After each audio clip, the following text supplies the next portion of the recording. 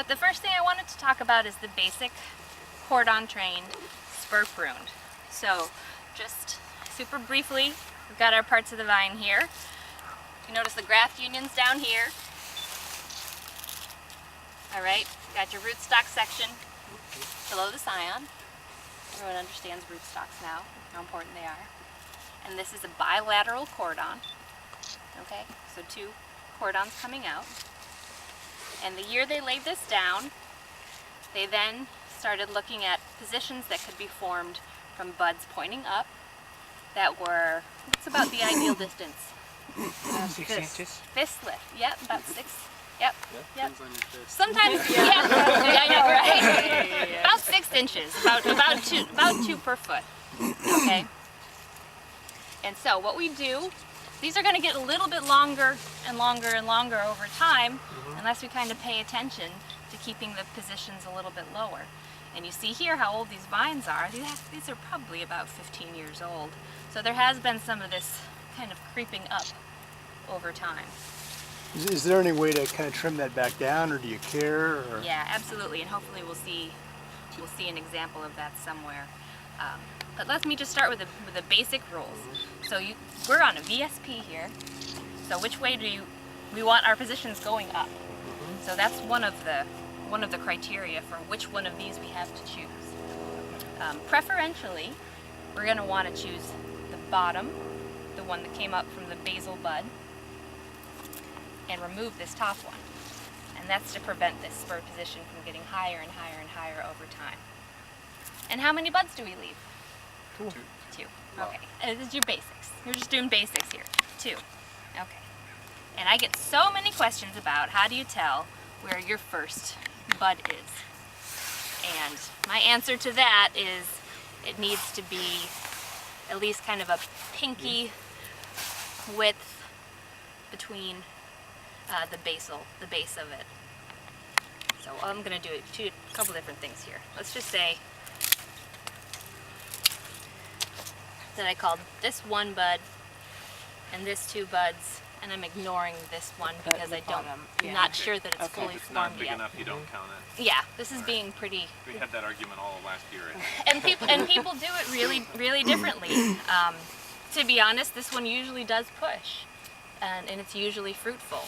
So I do have folks that will prune. I'm just going to do this because it's an example. That will prune this way, and they'll call that 2.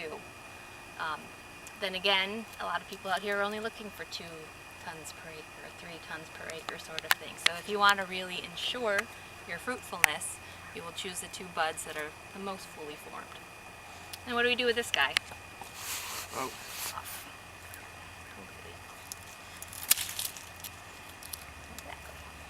Now, do some people do it so where they'll do, like, say, this one you did more of the basal one and the top one, but Yeah. they'll alternate, like some will be more, they'll leave the higher 2? Or do most people really say, okay, I'm going to do it this way, or I'm going to do it the other way? There's some decision making kind of gone on, but usually if a crew does it one way, they do the whole thing that way. You do certainly have to pay attention to how strong the shoot is, and hopefully we'll see an example of that somewhere, although these are pretty strong vines. But just going on with the basic rules. All right, we've got this guy right here. Both of these are pretty strong, but this one is lower, and it's also pointing up, and it's a little bit stronger. So yeah, we're going to choose that one.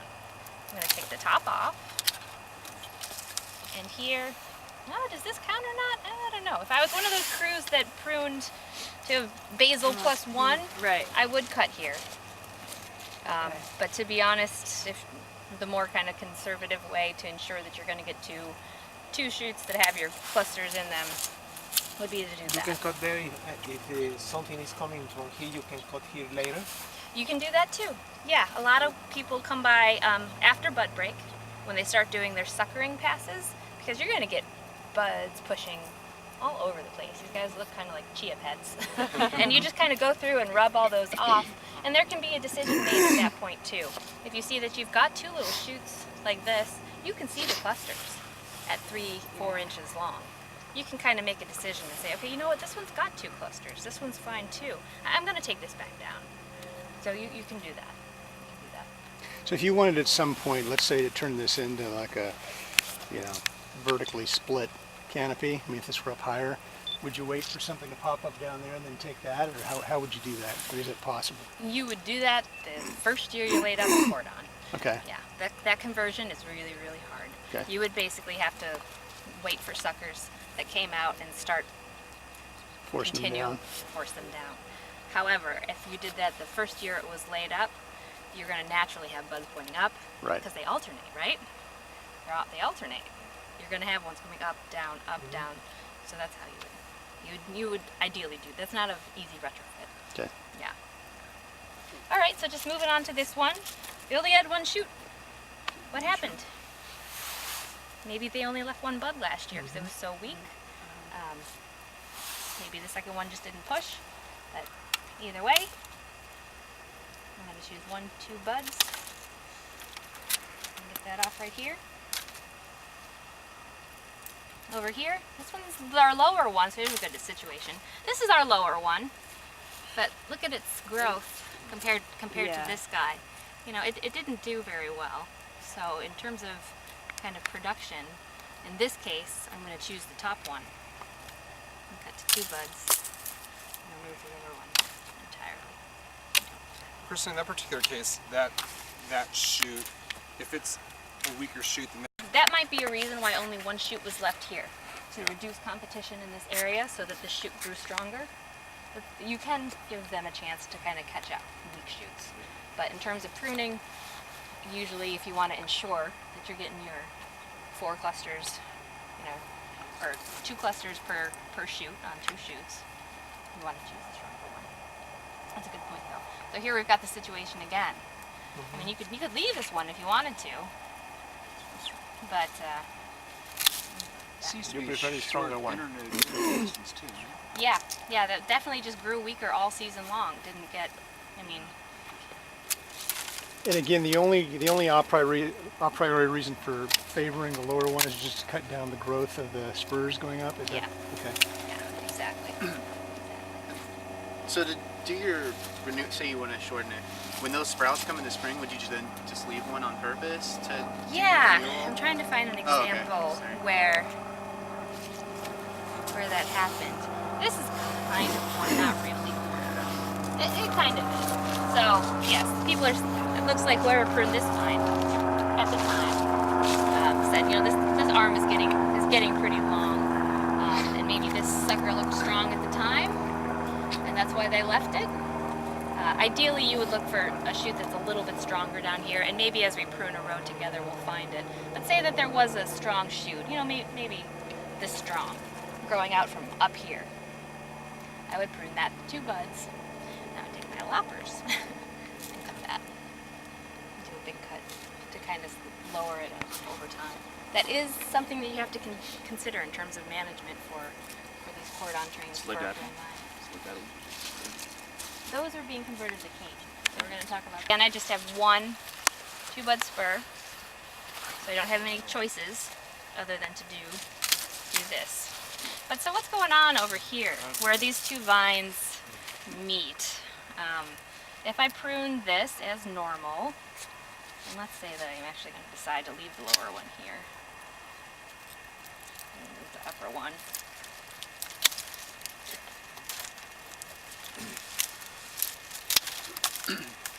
So let's see, I'm going to have 1, 2, 3, 4 shoots right here. 8 clusters right here.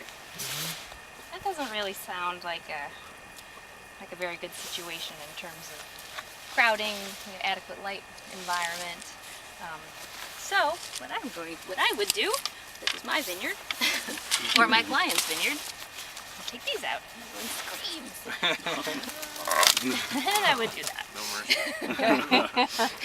to be honest. So you do have to really think about the architecture. Everything else is got, you know, pretty decent placement. I wouldn't go as far to remove this one because you've got some spread, but you know, pretty decent placement. But that, especially at the end of the vines, when they start to get a lot of crowding and competition. To be honest, you would have to come in and remove 3 of those clusters, 4 of those clusters anyways, if there were 8 clusters right here. Yeah, I was gonna ask this. Oh, what is going on? What does that look like? Eutypa? It's Eutypa, yeah. When you guys get a chance, come and take a look. You see a pretty classic wedge-shaped spur prune. Yeah, exactly. So a little bit different over there. Each position is still a 2-bud spur position, so the same rules apply.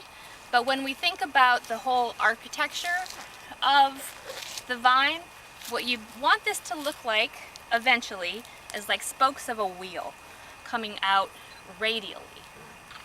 Okay? So you're always trying to keep these top positions kind of going flat and keep the bottom positions coming up so that your fruit zone eventually is like in a donut all around the outside. So that's the goal with these. This is my favorite system to prune because it's very artistic. You get to make some cool decisions, but it does take some time to get this established. A lot more time compared to a cordon system where it's already spread out for you. But basically for each spur, the rules are similar, but you also want to think about direction. So this one right here, we've got the bottom cane that we want to leave, preferentially, and also looking at the position. This is there's not a lot coming out this way in terms of spokes of the wheel, so I think that this is a good one to leave. So these are Zinfandel, so if you notice any kind of differences in the buds and everything, that's why. And for these, I'm going to definitely want to leave 2 buds and not count the basal, because you actually do want some length coming out away from the head of the vine. So it's not quite as important here to make sure your spurs stay short, because if they do, then all of your clusters are always going to be right around here.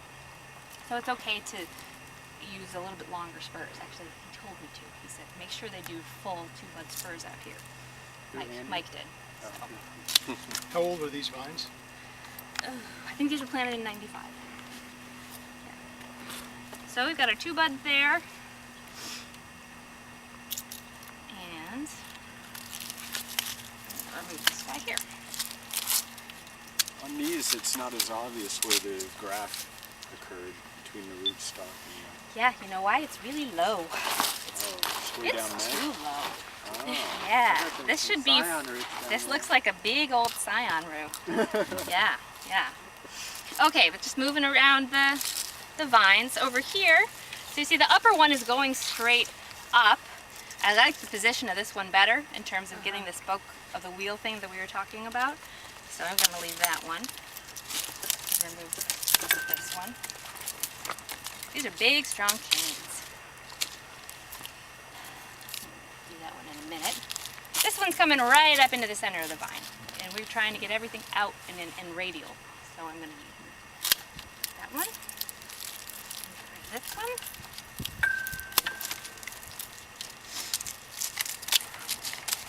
So here, it looks like someone made a conscious decision to leave 2 last year. They probably think that this vine, because look how strong these canes are, they'll probably handle some more spurs. So I'm actually going to leave both of these and continue to kind of get them to spread out. People call that rabbit earring. This is what I mean in terms of you can do whatever you want, really. There are rules, and then there are, decisions. Yeah. So I'm going to keep this one out here, and I wish this one was going out in that way. This bud is, so that's what I'm going to think about in the future. Is taking this guy out in that way. Why is canes on a cordon seem to be pretty uncommon? Like, to manage the canopy, why not do a VSP? I don't see a lot of that. I mean, I see a few, but generally speaking. Yeah, it takes more time. Okay. Yeah, it's easier to manage on kind of the VSP. These, they take a little bit more time to do leafing in here and that sort of thing. Absolutely. And for this guy, I really wish there was something going that way. That's what I want. I see this bud right there going in that direction, so I'm actually going to leave this one. Chris, in that case, even though that shoot that you're cutting off right now is sort of cutting across the center of your vine, it was still sort of going out in the direction that you wanted, right? I mean, you Kind of, yeah. I was kind of looking for something. So the other thing that you kind of want to avoid is having two positions right on top of each other, because then these shoots are vertical. They are going to come out and go over. So I was thinking a little bit more radial that way. You're right. I was being picky. I wanted. But no, that's a good messy, because Mike told me that they decided not to do any cane pruning on the property and to convert everything to cordon. However, he said we can just prune them back to cane for this year for the sake of demonstration. It is a demonstration vineyard. So in a cane system, instead of having a permanent wood cordon, you lay down a new 1-year-old cane every year, and this is where most of your fruit comes from. All right, so this is last year's fruiting cane, and this is previous year's fruiting cane. So this gets removed. So you remove a lot of wood on these, and then your main decision is for which cane are you going to leave for the following year. So to be honest, I need to look at that first before I take these off, because sometimes you don't have a lot of choices. And you just leave 2 canes? We're going to leave 2 canes and then 2 spurs. 2 spurs Yes. for next year. So for each cane, it should have a renewal spur. And these are going to be a little bit funky because these are not truly cane pruned vines. We're going to make them that way. From which to leave for next year. So we're going to try to leave a cane and a spur. The other thing you want to do in cane pruning, and it's going to be really hard here, is to keep everything below the head of the vine, so you don't have to keep bending your canes down every year. You want to just simply bring them up, and that's going to be a little tricky here too. But we're going to do the best we can. So I mean, is it appropriate to think of this as kind of like cordons, but they're 1-year-old cordons, right? You're changing them over every time. Right? Exactly. So you have to leave something to change them to every year. Okay. Yeah, this is fine stuff, because my obvious choice for a cane is this guy. This is a pretty nice cane, strong growth. So it looks like this is the one I should leave for my fruiting cane for next year. So let's say that that's true, and none of this is gonna be useful to me at all. So we can take off the whole last year's cane.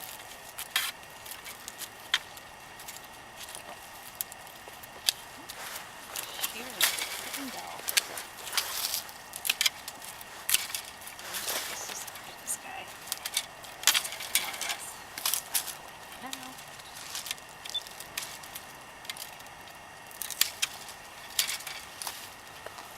Okay, so I decided this guy is going to be my cane. I'm going to take off all of its laterals. Definitely don't need those. Laterals, tendrils, these little things. So this I'm going to lay down as a cane, but then I don't really have much to leave as a spur for next year, except for this little shoot down here. So I'm just going to leave a couple buds on here. Although I haven't decided what I'm going to do with this yet. That might be my backup spur.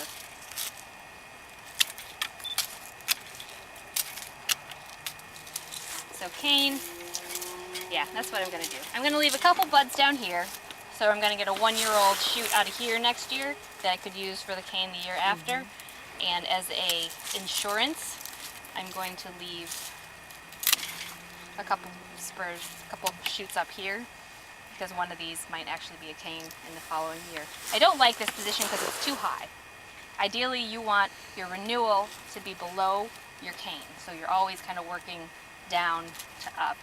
But I don't have very many options on this vine, so I got to kind of deal with what it gave me. And over here, it's also not really ideal, because this is actually a cane that they started to turn this into a cordon. So this is kind of a situation where we're pretending we're going to renew this again. And they didn't even leave a renewal. So this is kind of serious retrofitting we're doing here.